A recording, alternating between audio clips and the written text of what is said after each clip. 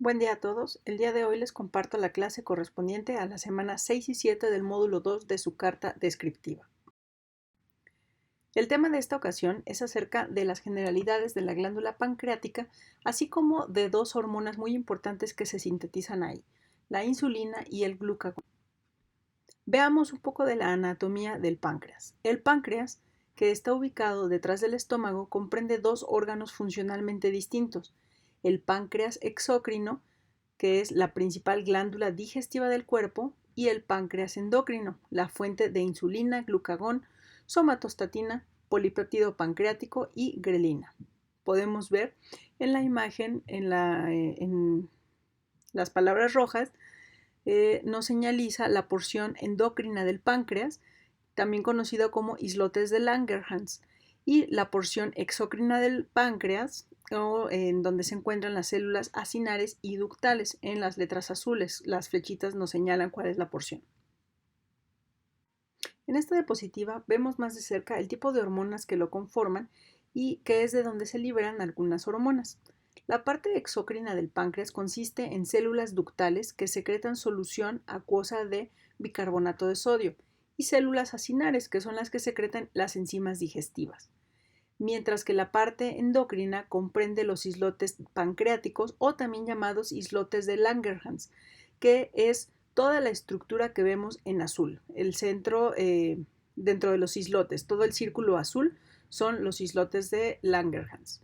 Dentro de estos islotes se encuentran las células alfa secretoras de glucagón y las células beta, que son las secretoras de la insulina. Entonces, mientras que el papel principal de los productos del páncreas exócrino, como mencionamos, son las enzimas digestivas, es el de procesar los alimentos ingeridos para hacerlos disponibles para su absorción. Las hormonas del páncreas endocrino modulan todos los demás aspectos de la nutrición celular, desde la tasa de absorción de los alimentos hasta el almacenamiento o metabolismo celular de nutrientes. La disfunción del páncreas endocrino provoca alteraciones graves en la homeostasis de los nutrientes, incluyendo los importantes síndromes clínicos que se agrupan bajo el nombre de diabetes mellitus. En esta diapositiva menciono cuáles son las partes que conforman la porción exócrina del páncreas. Las células acinares secretan tres tipos diferentes de enzimas pancreáticas capaces de digerir las tres categorías de alimentos. Las enzimas son las enzimas proteolíticas para la digestión de proteínas, la amilasa pancreática para la digestión de carbohidratos y la lipasa pancreática para la digestión de grasas. El volumen de los islotes de Langerhans representa entre el 1 y el 1.5% de la masa total del páncreas y pesa alrededor de 1 a 2 gramos en los humanos adultos. En la diapositiva anterior mencionamos que los islotes de Langerhans comprenden varios tipos celulares. Sin embargo, se han identificado al menos 5 tipos: alfa, beta, delta, epsilon y pp en los islotes. Cada uno de estos tipos celulares produce una hormona peptídica distinta: el glucagón, la insulina, somatostatina, la grelina y pp, polipéptido pancreático. Los tipos celulares no se encuentran distribuidos de manera uniforme a lo largo del páncreas. Las células pp residen en los islotes que se localizan en la porción posterior, en el lóbulo posterior de la cabeza del páncreas. Hablemos ahora de la insulina, de la biosíntesis. Supongamos que esta imagen ejemplifica lo que es una célula beta del páncreas. El gen de la insulina humana se encuentra en el brazo corto del cromosoma 11. Un conjunto de factores de transcripción que se encuentran en el núcleo de las células beta activa la transcripción de RNA mensajero de proinsulina del gen de la insulina. Una molécula precursora, la preproinsulina, que es un polipéptido con peso molecular de 11.500 daltones, se traduce del mRNA mensajero de la preproinsulina en el retículo endoplásmico rugoso de las células beta del páncreas. Las enzimas microsómicas fragmentan la preproinsulina en proinsulina, que tiene un peso aproximado de 9.000 daltones, casi inmediatamente después de su síntesis. La proinsulina se transporta al aparato de Golgi, donde se lleva a cabo su empaquetamiento en gránulos secretores cubiertos de clatrina. La maduración del gránulo secretor se asocia con la pérdida del recubrimiento de clatrina y con la conversión de la proinsulina en insulina y un péptido de conexión más pequeño, conocido como péptido C, mediante la fragmentación proteolítica de dos sitios a lo largo de la cadena peptídica. Los gránulos secretores maduros contienen insulina y péptido C en cantidades equimolares y solo cantidades pequeñas de proinsulina, una porción pequeña que consiste de productos intermedios parcialmente fragmentados. Aquí vemos un poco más de generalidades de la insulina. Sabemos que es una proteína de 51 aminoácidos dentro de dos cadenas peptídicas. La insulina humana tiene un peso molecular de 5.808 y bueno, tiene una vida media circulatoria de 3 a 5 minutos. Se degrada, la degradan las insulinasas del hígado, riñón y placenta. Un solo paso por el hígado elimina alrededor del 50% de la insulina plasmática. Las concentraciones basales de insulina en la sangre periférica de los humanos en ayuno se encuentra en un promedio de 10 microunidades por mililitro o 0.4 nanogramos por mililitro. En sujetos control normales, la insulina rara vez sube más allá de las 100 microunidades por mililitro después de una comida habitual. Después de la ingesta de alimentos, la concentración de insulina periférica aumenta dentro de los 8 a 10 minutos siguientes, alcanza concentraciones pico entre los 35 a 45 minutos y después disminuye rápidamente a valores basales para que los 90 a 120 minutos, alrededor de los 90 a 120 minutos postprandiales. Hay que mencionar que en ayuno se presenta una secreción basal de insulina en ausencia de estímulos exógenos. Las concentraciones plasmáticas de glucosa inferiores a los 80 y 100 miligramos por decilitro no estimulan la liberación de insulina. En este esquema simple se muestra la secreción de insulina sensible a la glucosa y regulada por las células beta. Las flechas azules indican estimulación y las rojas inhibición. La glucosa ingresa a la célula beta por medio de los transportadores facultativos de la glucosa. Se fosforila en glucosa 6-fosfato por medio de la glucosinasa e ingresa a la glucólisis. Esto provoca la producción de piruvato, que ingresa en la mitocondria, se convierte en acetilcoenzima A y alimenta al ciclo del ácido tricarboxílico, TCA, y la fosforilación oxidativa para producir ATP. Cuando las concentraciones de ATP aumentan o las sulfonilureas se unen a la subunidad reguladora SUR1-ABC-C8 de los canales de potasio sensibles a ATP, se cierra la subunidad del canal. Este bloqueo de la corriente de potasio despolariza la célula, lo que permite que se abran los canales de calcio dependientes del voltaje. El ingreso de calcio motiva la fusión de los gránulos de insulina con la membrana superficial de la célula y la exocitosis de insulina. El metabolismo de la glucosa y las señales extracelulares modulan esta vía a través de la liberación del calcio de las reservas intracelulares y de los cambios en diacilglicerol, DAG, el AMP cíclico y otras vías de señalización intracelular. Las hormonas intestinales, péptido similar al glucagón, GLP-1, y el polipéptido inhibidor gástrico, GIP, también conocido como péptido insulinotrópico, dependiente de la glucosa, que actúan por medio de los receptores acoplados a proteína G de clase G-alfa-S. También estimulan la secreción de insulina a través de las elevaciones del AMP cíclico.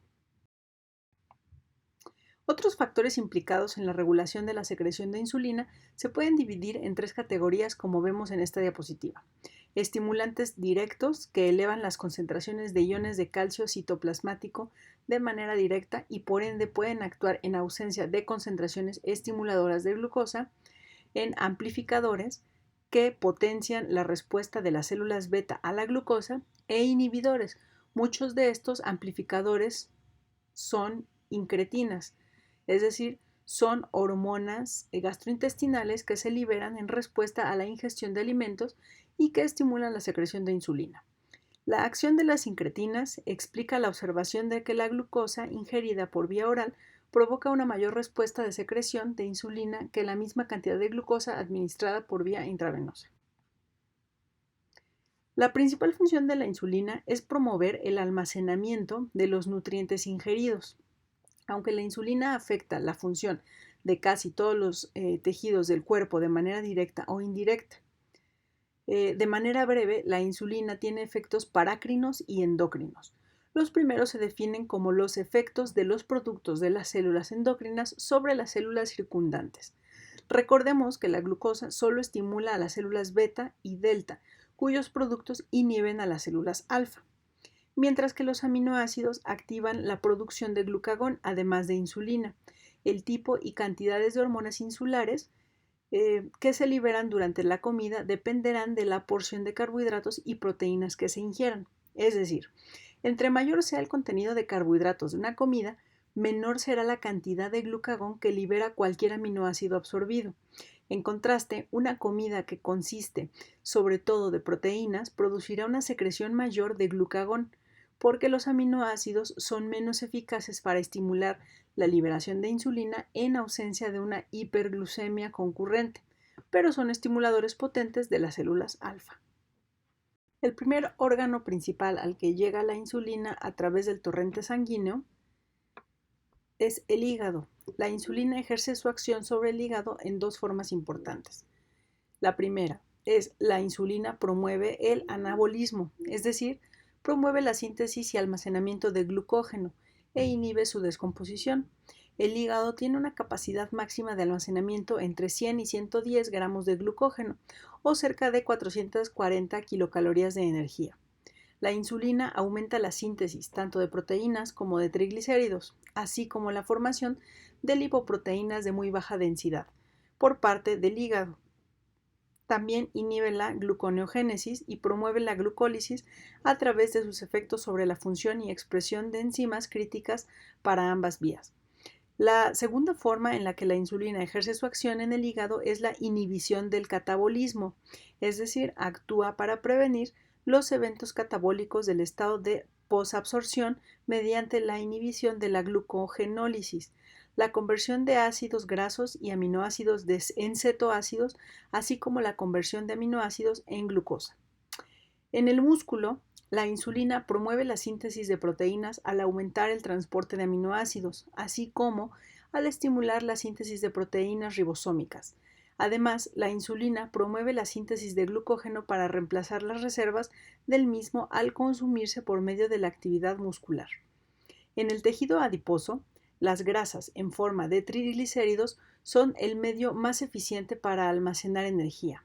La insulina actúa para promover el almacenamiento de triglicéridos en los adipocitos por medio de diversos mecanismos, como la producción de lipoproteína lipasa dentro del tejido adiposo, lo que conduce a la hidrólisis de los triglicéridos de las lipoproteínas circulantes, con lo que se producen ácidos grasos para su captación por los adipocitos.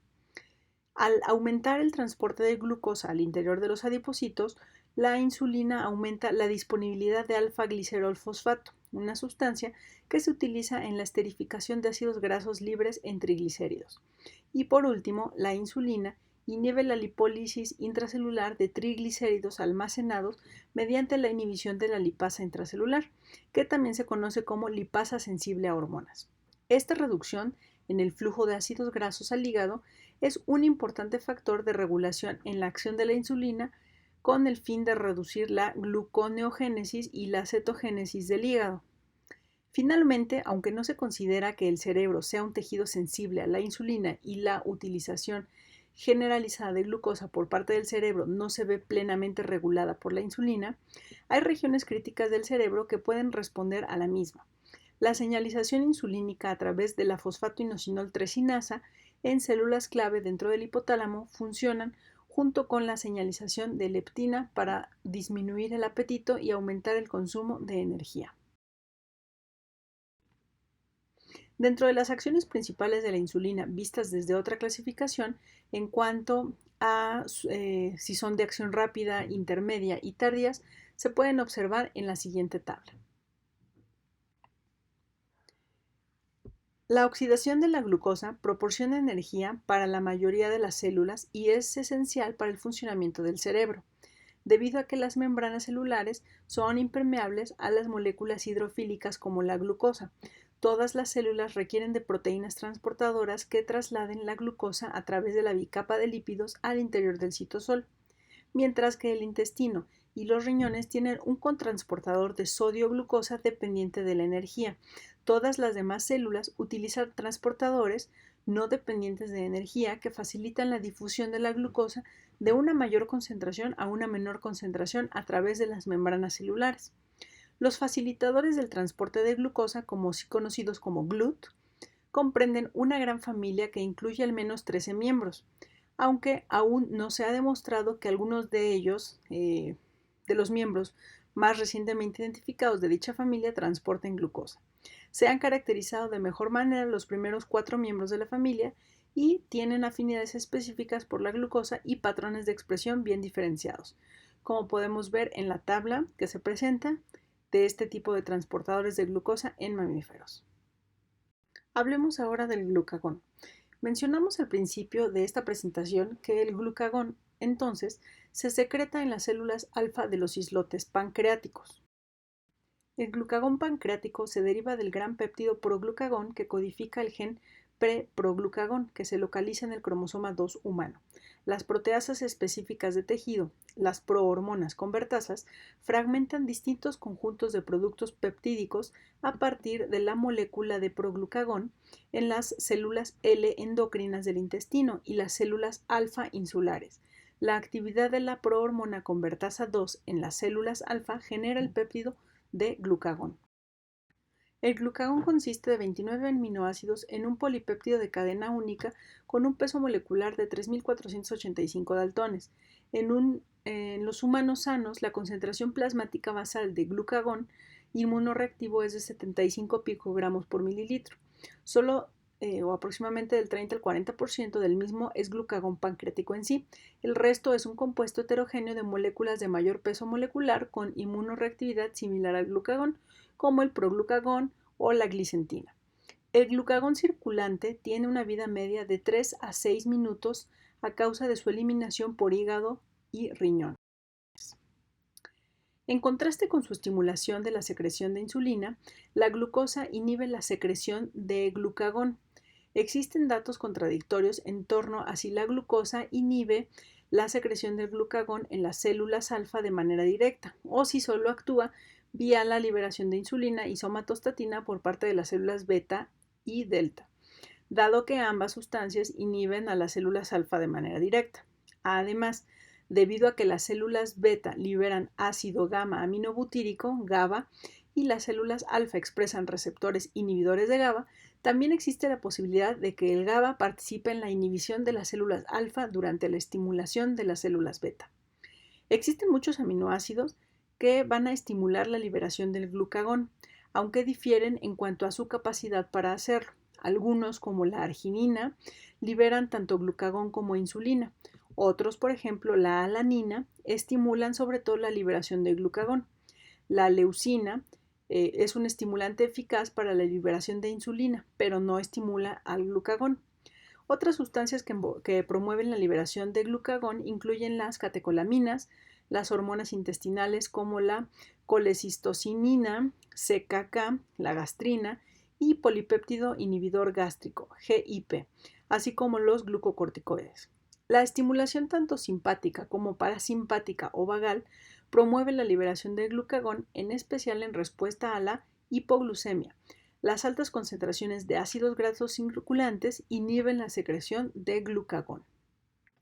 En contraste con la insulina, que favorece el almacenamiento de energía en una variedad de tejidos en respuesta a la alimentación, el glucagón proporciona un mecanismo humoral para la entrega de energía del hígado a otros tejidos entre la ingesta de alimentos. La proporción de insulina contra glucagón afecta importantes tejidos blancos al regular la expresión y actividad de enzimas clave que controlan el metabolismo de los nutrientes y por ende que controlan el flujo entrante y saliente del almacenamiento de estos nutrientes.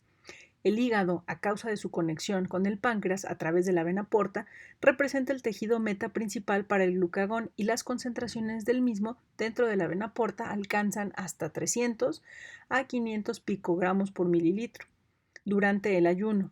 No queda claro aún si los niveles fisiológicos de glucagón afectan a otros tejidos además del hígado. El glucagón señala a través del receptor de glucagón, un receptor acoplado a proteína G, que se encuentra sobre la superficie de los hepatocitos.